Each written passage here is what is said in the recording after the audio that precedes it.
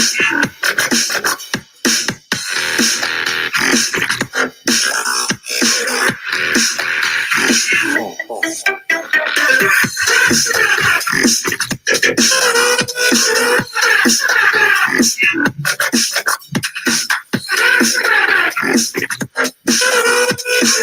guys, how's it going today? Thanks for joining us for another great episode here on Heroes Manufactured Live. But today we actually have a very special episode. This is not going to be just Heroes Manufactured Live. Obviously, it's part of our brand, but we do have a new series, and this is the beginning of that new series for gaming. So I want to introduce you guys to our new host today, who's going to be part of our new gaming series.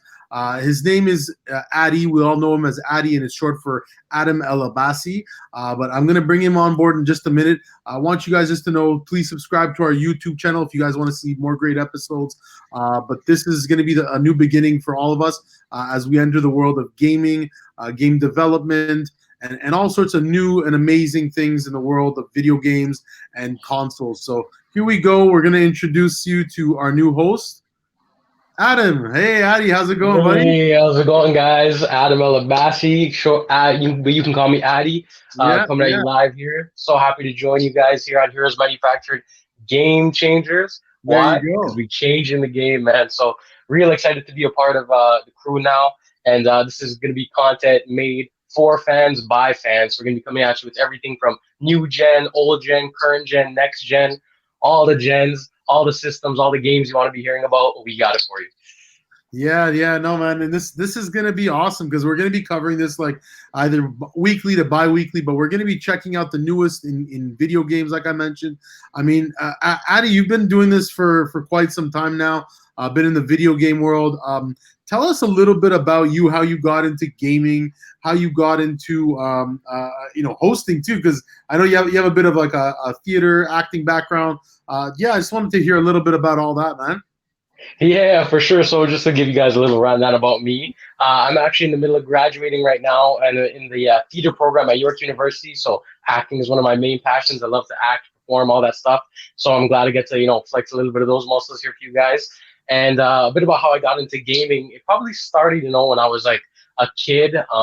I always got like my family was really big into, they had all the consoles, Sega, Nintendo, even PlayStation and stuff when those came out. But I would get the hand-me-downs, right? So I was on the like SNES, and as a younger guy growing up with like stuff that's even older than my generation. So I was playing like, RoboCop, all the WWE games, Donkey Kong Country, all that stuff on SNES, the N64 games like GoldenEye and Mario Kart, all that stuff. And like the best of both worlds for you. You get to be kind of a performer here, right? Plus you get to talk about what you love, which is video games. And I mean that's just amazing. And that's the thing, guys. I want to mention that we're going to be doing a lot on not just like new games. We're obviously going to touch on the the new consoles, but we're also going to touch on retro gaming, anything gaming, right? Like I mean that's kind of the plan, right, Addy?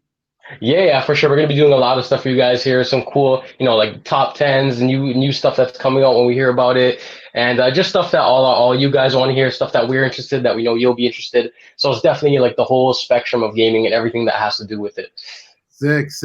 Yeah, so I mean, let's kind of we'll get right into it, I guess, with regards to like some of the new things. I guess for this episode today, we were talking about looking at like the next gen, new gen type products that are going to be coming out in the upcoming year. I mean, what are you looking forward to that's out in the market right now, and stuff that's going to be coming out in the next next little while? Yeah, and we're at really an interesting time here in the gaming industry. Every time there's a new generation of consoles, it's a really exciting time to see, what's going to be launch title, what new specs are going to be on the console, what new great things these companies have to offer, right? So as of right now, we know that PS5 and Xbox Series X are coming out at the end of this year, if everything goes according to plan. Nintendo, as of right now, of course, isn't going to be releasing any brand new console this year. There is rumors of like a Switch Pro or something along the lines of that. No really idea when. It's all speculation. Earliest, I'm thinking maybe next year or years after that. Yeah, I mean, but right now with Corona and everything, I mean, who knows what's going to happen? It's definitely going to help reframe things. There might be some changes in release dates and all that, but I mean, we'll only know once we get there, right? Like the one thing I kind of wanted to show you because you mentioned the PS5, but here's an image of what Sony's put out for PS5. I mean, this looks amazing, right, Addy? Like Yeah, it looks pretty. Definitely has that like futuristic, sleek look to it, and that's cool that they're coming out with an all digital model as well for those who don't want to spend the extra half of disk drive and are already fully into the gaming like digitally world. So that's cool that they're doing that, and yeah, it definitely does have a very sleek, like futuristic look to it. yeah, it's funny because it looks like I mean, it almost looks like an Apple product in many ways, and it's funny because like up until now, Sony's, I mean, aside from their like exclusive editions for consoles, they don't usually have white. You know what I mean? Like I think the last time I saw a white console that Sony put out was probably one of the Star Wars ones a few years back. But I mean, Yeah. yeah, I mean, this looks awesome. I mean, definitely, it breaks away from that typical dark black looking console because they've always had the gray and black looking console. So I mean, this looks awesome, and the gamepad, everything there looks incredible. Yeah, I know. I was surprised with the choice for white as well on launch. Usually, they don't really launch with the white. I believe they should be coming out with a black model as well on launch for those who want the option. But yeah, to definitely showcase the first look as the white one was an interesting choice by them. I didn't expect that.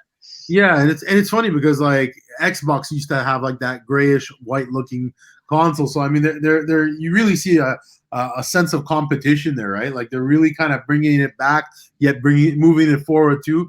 I think also just looking at like the sleekness of it, the way that the little blue lights are coming out.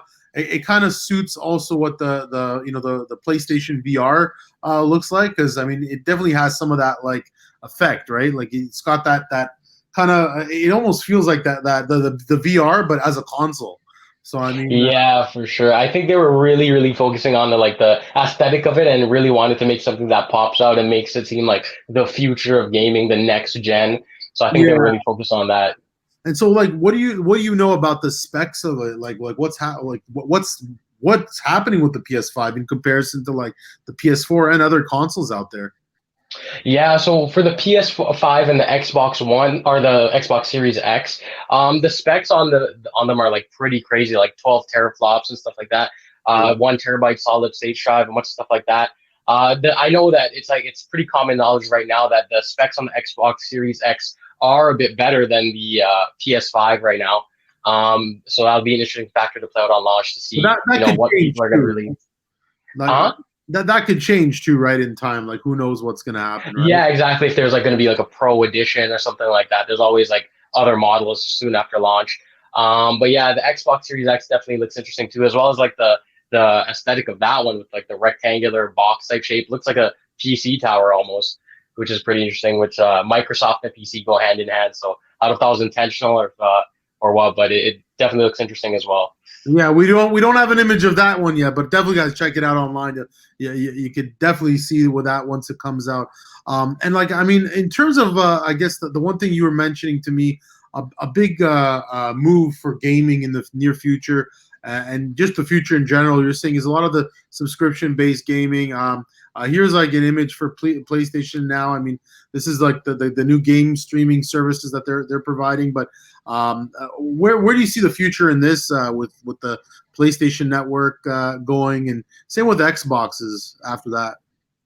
Yeah, for sure. So definitely, I think a big factor moving forward in the gaming industry is going to be subscription-based services like this. We do the big ones we have right now are PlayStation Now, and I think even bigger than that is Xbox Game Pass. And I am a full believer. Like at first I didn't really subscribe. I wasn't into it as much. It's digital. It's subscription-based. I can just buy the games I want. But then I got the trial on Xbox for Game Pass, and I'm telling you, it definitely is a game changer. Oh Like wow! seriously, this after experiencing it, playing with it, and It having really it for about a year now. Yeah, like it's crazy. They have over 100 titles there, but now I think they're even closer to 200 titles. And you got like it's not even like lame titles or anything like that. It's some serious like we got Red Dead 2 by Rockstar on there. We got GTA 5 was on there. Devil May Cry 5 was contender for Game of the Year. That's on there. Metro Exodus, every Halo, Forza Horizon, in my opinion, the best racing game on the market right now. So a lot of great games are always on there, and the third party support is definitely there. So Xbox definitely showed that there is a way for subscription-based services like this. And back then, like when this type of subscription-based gaming came out originally, like with OnLive and other subscription things like that, it was all streaming, and it wasn't really as successful. But now with Game Pass, where you can download the games and just have them, so you're not streaming them off Wi-Fi, and you don't have to rely on connection and things like that, it definitely goes to show, like, do I want to pay $90 for a game that's coming out right now on launch, or do I want to pay for the subscription, and which is $90 is pretty much like half a year of Game Pass right there, and I have access to over 200 titles. So, and a lot of titles do come out on launch, like all the Xbox exclusives and stuff like that. And one really interesting thing that I'm excited for, I don't know if it's going to happen, it's all speculation, but they're saying that even Cyberpunk, because Xbox, Microsoft and Cyberpunk have been kind of buddy-buddy with like CD Projekt Red and Microsoft, because they revealed Cyberpunk revealed a lot of the stuff on the Xbox, like games, like new game streaming thing that they did. And it's speculation, but if Cyberpunk does come out on Game Pass, I think that would be another big like hint to just show like, hey, like this is the future. We got like one of the biggest releases of our generation coming out on a subscription-based service. Sign up. No, for sure. And you know what? Like I'm definitely looking forward to that, because I mean that game has probably been on my list since Witcher, because when Witcher came out, they were already Witcher 3, they were talking about Cyberpunk for the last 5 years, and I mean, I remember they had trailers a few years back, like at least 3-4 years ago, where they were showing it. I mean, I've got the gold edition put on hold with EB, but I mean it's pretty cool. I mean, here's just some imagery of anyone who knows the game and has seen this is like an amazing image here. And I know I love this image, just so crisp, so clean, gets me so hyped for it. And honestly, I can't remember the last time I was really hyped for a game like this. Like at first, like it's this. I feel like this is like the avatar of like games. It's been in development for so long. Everybody's been talking about it for so long. I feel like there's a lot of like hype riding on it. So the end of this year, it's going to be really exciting to see, what this does for the industry. For sure. I mean, and like Keanu Reeves is in it. Like when they first spoke about this game, nobody's even mentioned anything about Keanu Reeves. I mean, that's going to be huge in itself. I mean, like the fact that it's got the star power in it, it looks like it. I mean, it feels like it's going to be like the GTA of the future, which I have yet to see in gaming, because it's never been like, there's a few games out there that kind of pull it off. Not even close to this. I mean, this looks like it's really going to take us to that like Fifth Element kind of future, or and it's exactly the name. Cyberpunk. It's most gamers are into that scene, right? So I mean, it's going to be awesome just to have that experience in and of itself. And who knows? I mean, I doubt there's going to be a VR element to it, but you never know down the road. That'd be even better. Yeah, for sure. We already know that these guys like CD Projekt Red can definitely flex their muscles when it comes to making like some great content. Like Witcher 3 now, like probably one of the best RPGs of all time, probably one of the best games of all time, to the point where every new RPG that's open world sandbox type of RPG is compared to Witcher now. And I work at a gaming store, and hearing all these guys, I hear nothing but praise for Witcher and how it's changed. They're like even like the games like Assassin's Creed and stuff like that, they all borrow elements from Witcher. Like they've just changed. Witcher has definitely changed. Yeah, no, but for sure, similar engine, similar gameplay in many ways. Yeah, very unique in its own right. So I mean, it's interesting though the way the gaming industry is going. Definitely looking forward to that. I think it's going to be an amazing game, and I know there's been some push dates with regards to the release of Cyberpunk, right? There's been some. Yeah, there's definitely it has gotten pushed a lot. I believe we were actually already supposed to have the game like in hand from originally when it was supposed to, like the date they announced a while ago, but you just keep getting pushed back and pushed back. And it could be a couple reasons. A lot of people are thinking that it is they are hoping to develop it for new gen, just the power that this game takes to run. They're hoping maybe they're thinking that maybe they just wanted to launch it on new gen. They'll of course have the versions for like Xbox One and PS4 right now, with possibly upgradable versions for the new next gen consoles. I know Xbox has fully supported that, saying any game that you buy for the Xbox One, you can just get the Series X version for free later, which I think is a great idea. And I think another thing is they do want it to come out just perfect. They don't want any glitches, problems with load times or anything like that. Any type of, they just want to iron out all the kinks, right? Because that's the thing. Sadly, it's become a trend nowadays in gaming where I feel like the deadlines are so tight for a lot of these games that sometimes when they come out on launch, it's not as good of an experience as it is a month later with all the patches ironed out and stuff. So I feel like they really have a lot riding on this, and they do want to make history here. So they're just probably just trying to iron out any little kink to make it as best as it can be. Yeah, no, it definitely looks amazing. I mean, the fact that like a lot of these games now, I mean, with new gen systems, the way that they have to release them because they're becoming more and more powerful. I mean, I remember No Man's Sky when it first came out, nobody wanted to play it. I'm like the one guy, and I know we've been joking around about this for years, but I'm like the one guy who still plays No Man's Sky, and the game actually got better and better and better. And I remember you guys were all laughing at me, but I was like, No Man's Sky is going to be a sick game. You guys are going to see it's the future of gaming, and yet the game still has a popular following because it's it's a sandbox type game.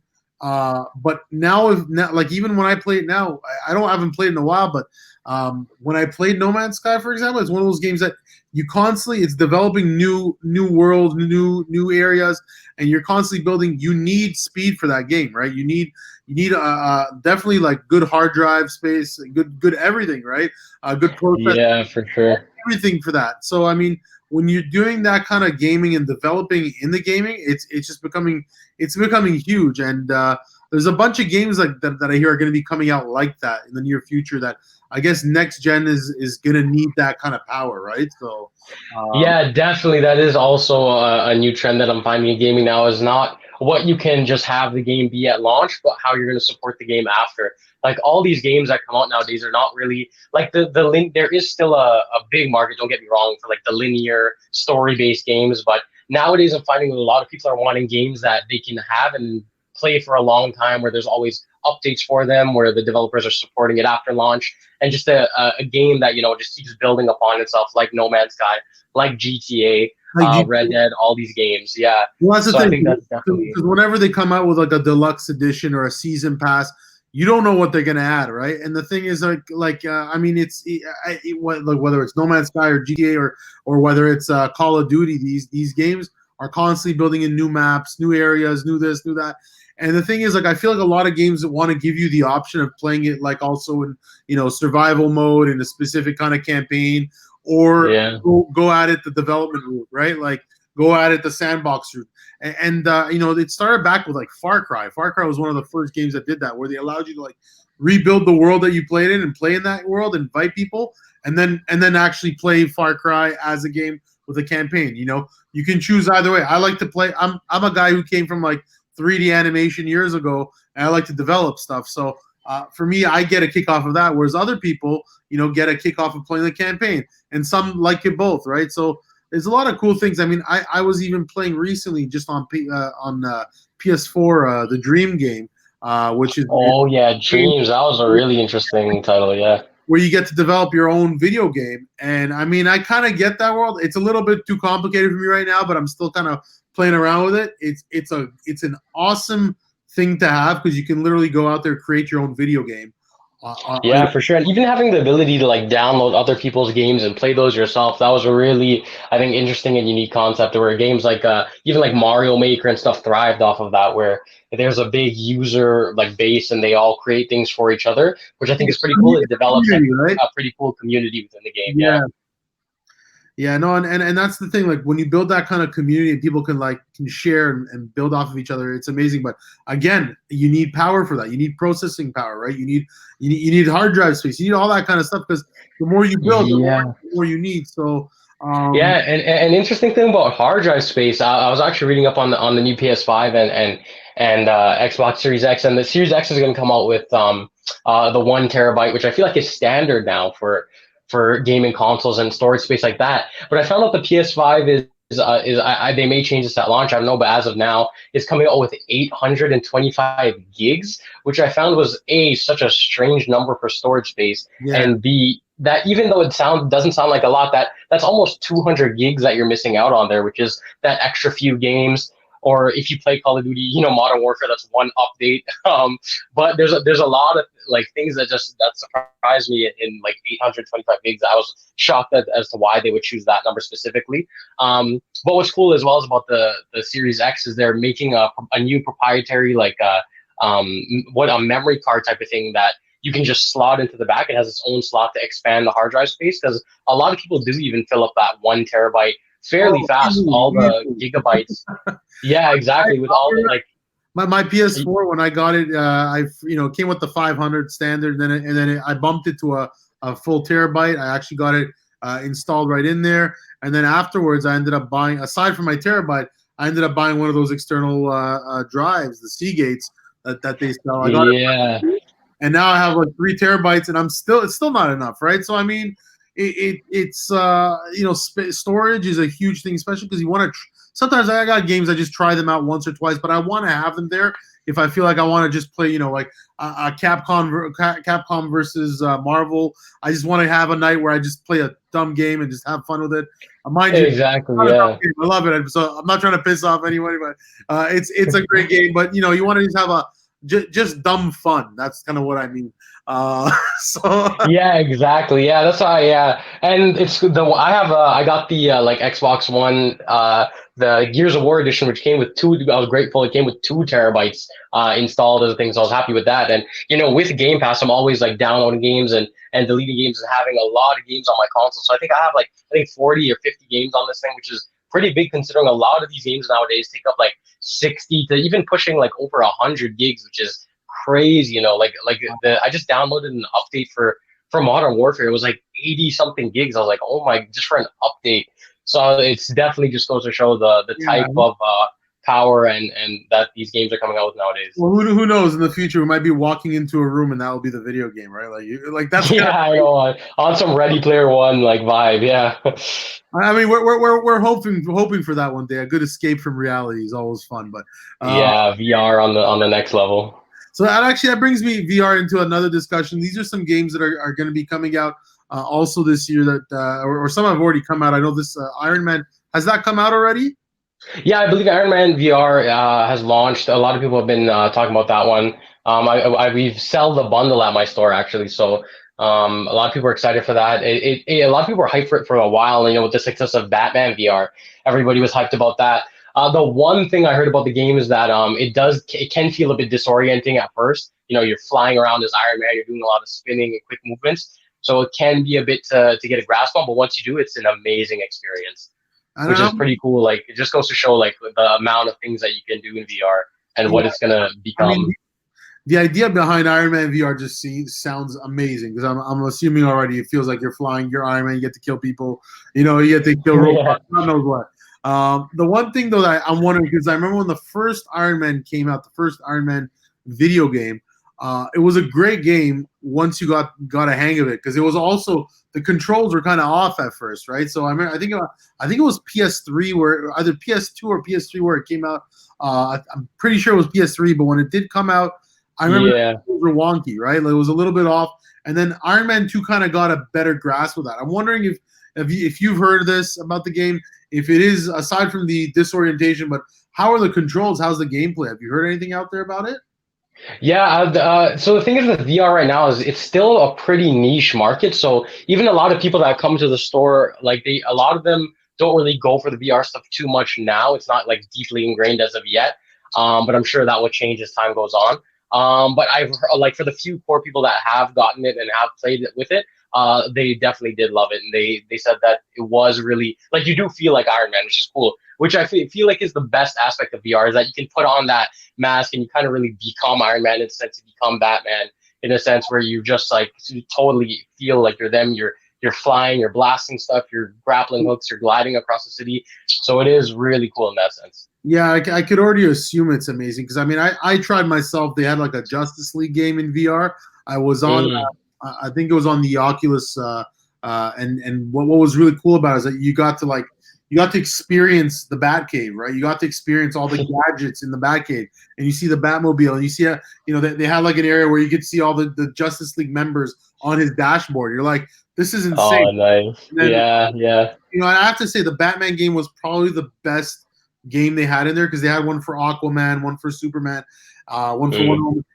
They weren't that great. The one that was the best was Batman because you were in the Batmobile and you were just shooting at people coming at you in your car, right? So it was Yeah. it was pretty badass. I loved it. I gotta say, it was a great experience. So I mean, to me, seeing that in an Iron Man game just seems like wow. I bet you they're gonna blow our mind with that. I mean, being Tony Stark, seeing everything. It's probably not as dark as a game as like a Justice League game or the Batman game, Yeah, right, yeah. but it has a certain funness to it, and especially because of the Marvel movies and all that. I mean, I can definitely see it being a sick game to be to be playing. So, I mean, that's Yeah, for sure. Now is a really great time to be a Marvel fan with all the stuff that they're putting out for like in superheroes in general, really taken off more recently. So yeah, I'm sure Iron Man VR is just the tip of the iceberg in terms of what we're gonna get for like superhero VR type stuff.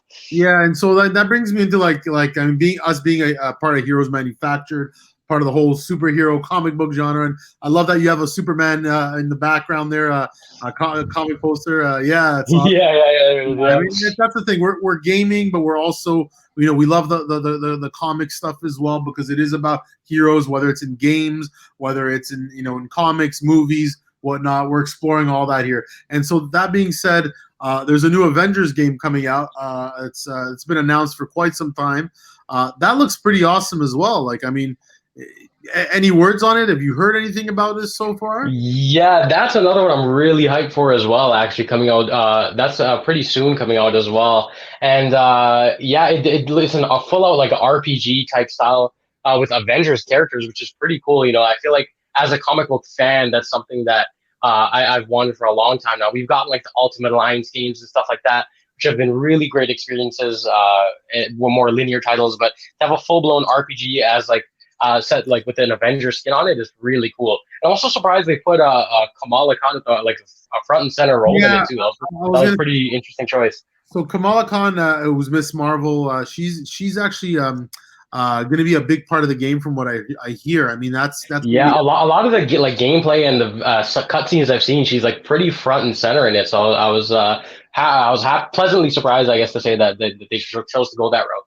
Yeah, and actually, I'm going to show the image one more time here because the one thing I love about it is that if you actually look at the way the Avengers look, they all look like the ones from the movies. They've actually modeled them like the actors. I mean, the one that looks the most apparent, if you look at the Hulk, I mean that looks like the Hulk. That looks definitely Yeah, for sure. like Yeah. Buffalo type Hulk. And then even Captain America, he definitely has that same look.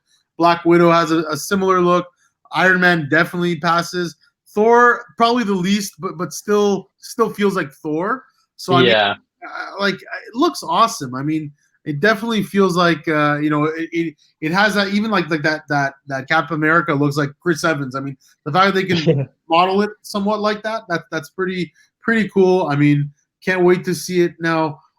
What one kind of last thing I think that we should touch on today, because you were mentioning earlier about next gen, but with regards to like the Switch, Nintendo. I mean, they've been around for quite some time now, but Nintendo's been doing things ever since the Wii, the Wii U, and now with Nintendo Switch. Anything new that Nintendo's releasing? I know they have the smaller kind of handheld versions now of the Switch, but do you know Yeah. what's coming out right now? Any buzz? Any kind of mention of anything right now? So the thing is with Nintendo, I feel like they've always been kind of like doing their own thing when it comes to their consoles and their hardware and stuff like that. Like they're always looked at as like the outsider in terms of like it's always Xbox, PS4, and then there's Nintendo, but not in a bad way by any means. Nintendo's been like killing it recently, but they're always like offset in times of like terms of like release and stuff like that when the new ones are coming out. And they did just recently come out with the Lite, which it probably didn't sell as well as the OG model, but it's the one that I have, and I actually prefer, to be honest. And the Lite is still a great console. Definitely think it needed to be made for people who want a more portable option and are not going to be playing it on their TV. But Nintendo, honestly, they've been really killing it recently. Like every first party Nintendo title that comes out is just like a knockout of the park. Like Luigi's Mansion, Fire Emblem. I recently, I'm actually now playing Fire Emblem. That got me into more like turn-based strategy type games. Amazing game. Mario Odyssey is considered probably the best Mario ever made, like topping 64 and Sunshine and all that stuff.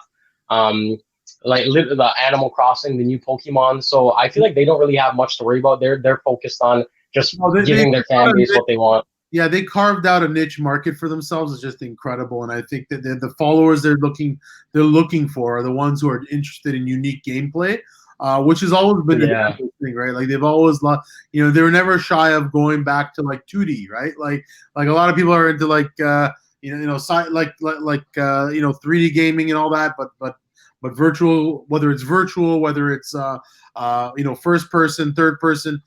The fact that Nintendo's goes to the 2D side-scrolling games, I mean that's pretty sick that they can do that, and I love the fact that there's always willing to explore like almost classical retro style gaming and bringing it back Yeah. to new light, right? So For sure, like in terms of like first party titles, they've really just like done such a good job of developing their own market, and like they know that this Nintendo is the home for Pokemon, the home for Mario, and all this stuff that a lot of these fans want. That's the only place you can get it, which is pretty cool. So they've definitely done a good job with that. And something really interesting as well is Nintendo and Microsoft have actually been like buddy buddy a lot recently as well. With games like Cuphead and Ori and the Blind Forest, both amazing, great 2D games actually ported to the Switch as well.